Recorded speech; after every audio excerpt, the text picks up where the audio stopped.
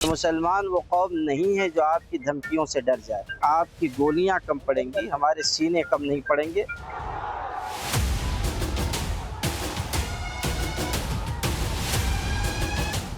वक्फ कानून जो वक्फ की संपत्तियों को कब्जा करने के लिए कानून बनाई है मोदी सरकार, उसके खिलाफ पूरे देश में हम लोग आंदोलन कर रहे हैं।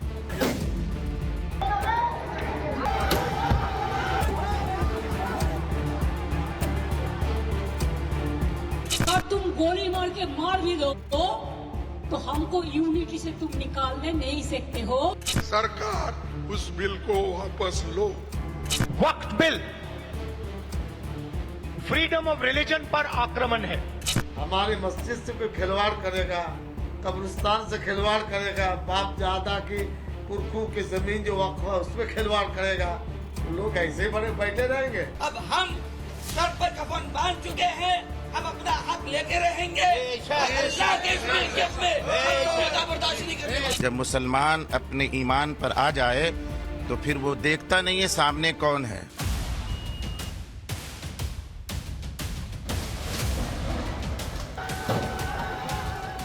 हम लोग सरकार बनाएंगे और सरकार बना के इसको लागू नहीं होने दिया। वक्फ कानून के विरोधियों को जवाब देने के लिए खुद पीएम मोदी को मोर्चा इसलिए संभालना पड़ा क्योंकि ऐसे संकेत मिलने लगे हैं कि वक्फ की आड़ में देश की सुरक्षा को खतरे में डाला जा रहा है। उन राज्यों में वक्फ के खिलाफ भड़काऊ बयानबाजी और विरोध प्रदर्शन हो रहे हैं जो राज्य बॉर्डर से सटे हुए हैं और जहां मुस्लिम आबादी ज्यादा है। मैं आपको 3 तस्वीरें दिखा रहा हूं। इस वक्त देश में वक्फ कानून के विरोध में 3 राज्यों की सबसे ज्यादा चर्चा हो रही है। पहला बॉर्डर स्टेट है जम्मू कश्मीर, जहां विधानसभा में वक्फ कानून के विरोध में आज तीसरे दिन हंगामा हुआ और नेताओं के बीच मारपीट की नौबत आ गई भाई। दूसरा बॉर्डर स्टेट है बंगाल, जहां मुर्शिदाबाद में वक्फ कानून के विरोध में भीड़ ने पुलिस पर ही हमला कर दिया और मुर्शिदाबाद बांग्लादेश बॉर्डर से लगा हुआ जिला है। तीसरा बॉर्डर स्टेट है मणिपुर, जहां पहले से ही हालात ठीक नहीं है और वहां पर वक्फ के खिलाफ बड़े बड़े प्रदर्शन हो रहे हैं। मणिपुर में वहां वक्फ का समर्थन करने पर बीजेपी नेता के घर में आग तक लगा दी गई थी। इसलिए यह सवाल पूछना पड़ रहा है कि वक्फ कानून के विरोध में शुरू हुए ये प्रदर्शन भले ही अभी छोटे स्तर पर है, लेकिन जहां एक तरफ पाकिस्तान हो, दूसरी तरफ बांग्लादेश हो, ऐसे में बॉर्डर स्टेट में खास तौर पर मुसलमानों को जो भड़काया जा रहा है, क्या वो सिर्फ इत्तेफाक है? और ऐसी जगहों पर अलर्ट रहने की ज्यादा जरूरत है। सबसे ज्यादा टेंशन तो पश्चिम बंगाल को लेकर हो रही है क्योंकि वक्फ कानून के विरोध में कल बंगाल के मुर्शिदाबाद में जो हिंसक प्रदर्शन हुआ, उसमें सबसे डराने वाली बात यह है कि उग्र भीड़ ने बंगाल की पुलिस को भी निशाना बनाया था। पुलिस पर पथराव हुए थे, पुलिस को अपनी गाड़ी छोड़कर भागना पड़ा। अब ऐसी ऐसी तस्वीरें आई हैं। भीड़ ने गाड़ी में आग लगा दी। हालत यह हो गई कि मुर्शिदाबाद में इस प्रदर्शन के बाद भारी पुलिस फोर्स को तैनात किया गया है। पुलिस को इलाके में लगातार गश्त लगानी पड़ी। मुर्शिदाबाद से हमारे सहयोगी की एक रिपोर्ट देखिए, फिर बताऊंगा कि ममता बनर्जी ने इस हिंसा पर क्या कहा है और वो कैसे ऐसी बात कह रही हैं जो हो नहीं सकती लेकिन मुसलमानों को भड़का जरूर देगी। प्रदर्शन हो रहा था और इसी इलाके में जो है ये आप सड़क देख रहे हैं, यहाँ पर घंटों तक प्रदर्शन चलता रहा। कहा जा रहा है करीब करीब 3 बजे से लेकर 7 बजे तक यहाँ पर प्रदर्शनकारी जो है वो सड़क रोककर यहाँ पर बैठे थे और उसके बाद ही पुलिस से उनको समझाने बुझाने की कोशिश की, लेकिन उनकी लाख कोशिशों के बावजूद जब वो नहीं हटे तो उन पर लाठीचार्ज किया। आप देखिए बीते रात की ये तस्वीरें हैं, शाम की तस्वीरें हैं, जहां पर इस पुलिस गाड़ी को आग के हवाले कर दिया गया था। हालांकि रात में ही गाड़ी को यहां से हटा लिया गया है, लेकिन इसके निशान अभी भी यहां पर है जब हिंसा यहां पे भड़की थी। आप ये भी देखिए कि जिस मुर्शिदाबाद में वक्फ कानून के खिलाफ हिंसा भड़की, वो इलाका कहां पर है। मुर्शिदाबाद जिला बांग्लादेश के बॉर्डर से लगा हुआ जिला है। मुर्शिदाबाद में 125 किलोमीटर का बॉर्डर इलाका है। मुर्शिदाबाद में 66% से ज्यादा मुस्लिम आबादी है और इस इलाके में सियासी रूप से टीएमसी का दबदबा है। मुर्शिदाबाद हिंसा को लेकर बीजेपी आरोप लगा रही कि कल जिस भीड़ ने हिंसा की थी वो रोहिंग्या और बांग्लादेशी थे। बीजेपी नेता दिलीप घोष का दावा है कि पहले भी सीए एनआरसी कानून के खिलाफ इसी जिले में हिंसा भड़की थी। सुनिए एक बार दिलीप घोष को। बल्कि इनकी इतनी हिम्मत हो गई, पुलिस की गाड़ी जला देते हैं, पुलिस की थाना जला देते हैं, फिर भी चलता रहता है। ये कौन लोग कर रहे हैं? ये सब रोहिंग्या है, घुसपैठिया है और इनको पनाह दे के रखा गया है। इसीलिए 450 किलोमीटर का बेड़ा लगाने नहीं दिया जाता बारबेडो है कि आएंगे, उत्पात करेंगे, जाएंगे, हमको चुनाव में जिताएंगे। ममता बनर्जी का प्रोत्साहन से, इस उनका देखरेख से सब कुछ हो रहा है। जब सरकार ममता दीदी तुष्टीकरण की सीमा पार कर जाती है, रक्षक ही भक्षक बन जाए, आज ममता दीदी ही भक्षक बन गई हैं, इसीलिए खुली छूट दे रखा है। शासन का काम है कंट्रोल करना। मुर्शिदाबाद हिंसा को लेकर बीजेपी यही आरोप लगा रही है कि यह सब ममता सरकार के इशारे पर हुआ है। अब इस आरोप में कितनी सच्चाई है यह तो नहीं पता, लेकिन हिंसा पर ममता बनर्जी का जो बयान है वो आया है वो हैरान करने वाला है। हिंसा को लेकर ममता बनर्जी ये सही से, हालांकि कई लोगों को यही उम्मीद थी कि वो हिंसा करने वालों को सख्त चेतावनी तो कम से कम देंगी, उन पर कड़े एक्शन का भरोसा देंगी, लेकिन यहां तो ममता बनर्जी नरमी बरतती दिख रही जैसे हिंसा करने वाले ही पीड़ित हो। ममता बनर्जी कह रही है कि वक्फ कानून से अल्पसंख्यक दर्द में है, उनका दिल दुखा है। इतना ही नहीं, ममता बनर्जी उन्हें भरोसा दे रही हैं कि वो अल्पसंख्यकों और उनकी प्रॉपर्टी की रक्षा करेंगी, बंगाल में ऐसा कुछ होने नहीं देंगी। सुनिए जरा ममता बनर्जी को। और माइनॉरिटी लोगों को हम एक बात कहते हैं, देखिए आप लोगों को दिल में दुख हुआ है वॉकर प्रॉपर्टी के लेके, आप भरोसा रखिए बंगाल में ऐसा कुछ नहीं होगा जिसमें कोई डिवाइड एंड रूल होगा। आप लोगों ने एक मैसेज दीजिए कि सबको एक साथ में रह के बचना है, जियो और जीने दो। इसके लिए बेसमाल होने का बात नहीं है। देश की संसद से पास हुआ कानून है। ममता बनर्जी किस हिसाब से कह रही हैं कि यहां हम कुछ नहीं होने देंगे? क्या नहीं होने देंगे? क्या मतलब बंगाल में कानून लागू नहीं होगा क्या? ममता बनर्जी कह रही है कि वो बंगाल में कुछ नहीं होने देंगी, और उनके इस बयान का तो एक मतलब यह भी है कि वो बंगाल में वक्फ कानून पास न होने की धमकी दे रही या लागू न होने की धमकी दे रही। ऐसी धमकी ममता बनर्जी सीए एनआरसी कानून को लेकर दे रही थी। क्या वक्फ कानून पर भी ममता बनर्जी उसी लेवल पर भड़का रही हैं क्या? इतना ही नहीं, वक्फ कानून के खिलाफ ममता बनर्जी बांग्लादेश से भारत के बिगड़ते रिश्तों का डर दिखा रही है। वो अपने बयान में कह रही हैं कि बांग्लादेश के बॉर्डर की स्थिति आप देखो, अभी इसको यानी वक्फ कानून को पास नहीं करना चाहिए था, लेकिन तुरंत कुछ करने से कभी कभी दिक्कत होती है। हमारे लिए दिक्कत है, हमारे इधर 33% माइनॉरिटी है, तो हम क्या करें? उसको निकाल दें? कैसे निकाल सकते हैं? या आज नहीं, आजादी के टाइम से। लेकिन बॉस, मुसलमानों को निकालने कह कौन रहा है? रोहिंग्या और बांग्लादेशियों को निकालने की बात उठती है, मुसलमानों को निकालने की तो बात नहीं होती जो भारत के नागरिक हैं। और वक्फ का कानून जो आया वो किसी को निकालने की बात तो कर नहीं रहा। आप सोचिए ममता बनर्जी वक्फ के विरोध में क्या क्या बातें कह दे रही हैं। ममता बनर्जी की भाषा सुनिए, वो गोली मारने जैसे बयान भी दे रही हैं। हमको कहते हैं अब क्यों हर धर्म का जगह में जाता है? हम कहा हम जिंदगी भर जाएगा और जाते रहेंगे। अगर तुम गोली मार के मार भी दो तो हमको यूनिटी से तुम निकालने नहीं सकते हो।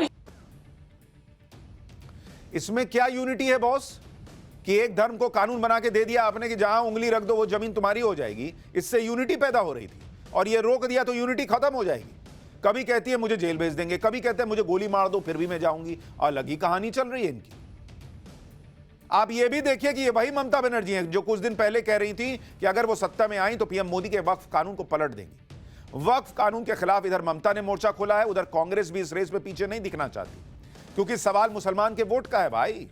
इसलिए गुजरात में हुए कांग्रेस अधिवेशन की समाप्ति पर जाते जाते कांग्रेस अध्यक्ष मल्लिकार्जुन खड़गे ने वक्फ कानून का मुद्दा छेड़ा और मोदी सरकार से इस बिल को वापस लेने की मांग कर दी। सुनिए। रात के 4-4:30 बजे तक बहस हो गई, वोटिंग हो गई, हर क्लॉज में हमने वोटिंग की, और हमारे लोग जितने भी हमारे एमपी थे, राज्यसभा मेंबर थे, उन्होंने पूरी ताकत लगा के इस बिल का विरोध किया। और आज भी हम चाहते हैं सरकार उस बिल को वापस लो। यही हमारा मकसद था, इसलिए हम लड़ रहे थे। मल्लिकार्जुन खड़गे लड़ रहे थे, राहुल गांधी सेल्फी ले रहे थे। कांग्रेस अध्यक्ष बिल वापस लेने की बात कर रहे हैं, वहीं दूसरी तरफ राहुल गांधी वक्फ कानून के विरोध को अलग लेवल पर लेकर चले गए। राहुल गांधी ने कहा कि मुसलमानों के बाद मोदी सरकार ईसाई और सिखों को टारगेट करेगी। सुनिए राहुल गांधी को। वक्फ बिल फ्रीडम ऑफ रिलीजन पर आक्रमण है, कॉन्स्टिट्यूशन पर आक्रमण है।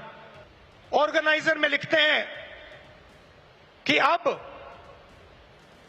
जो क्रिश्चियन कम्युनिटी है उनकी जमीन पर हम आक्रमण करने जा रहे हैं, और उसके बाद जो हमारे सिख भाई हैं आपके पास भी आएंगे। तो आप ये मत सोचिए कि ये आप पर आक्रमण नहीं है। आरएसएस की जिस मैगजीन का जिक्र राहुल गांधी कर रहे हैं कि ऑर्गेनाइजर में लिख दिया कि इसके बाद हम ईसाइयों की जमीन लेने वाले हैं, फिर सिखों की जमीन लेंगे, कहीं ऐसा नहीं लिखा हुआ बॉस। लेकिन ये मार्केट में जो फर्जी फैक्ट चेकर घूमते हैं, वो राहुल गांधी कुछ भी बोले उसका फैक्ट चेक ही नहीं करते, और राहुल गांधी को कोई फर्क नहीं पड़ता, उनको बस बोल देना है। वक्फ कानून पर राहुल गांधी ठीक वही भाषा बोल रहे हैं जो विदेश जाकर बोलते हैं कि भारत में तो अल्पसंख्यकों पर अत्याचार हो रहा है, सिखों को तो गुरुद्वारे जाने और पगड़ी पहनने की इजाजत नहीं। वो इसी तरह से भड़काते रहते हैं।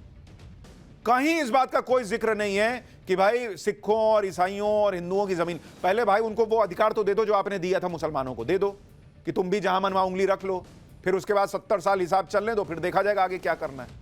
पहले ये तो कोई पूछे उनसे कि ऐसा किया है क्या, आपने दिया है क्या सिखों को ये अधिकार, ईसाइयों को ये अधिकार कि तुम उंगली रख दो, ले जाओ, जमीन तुम्हारी हो गई। वक्फ कानून पर राहुल गांधी खुलकर बोल रहे हैं, लेकिन जब संसद में मौका था तब नहीं बोले।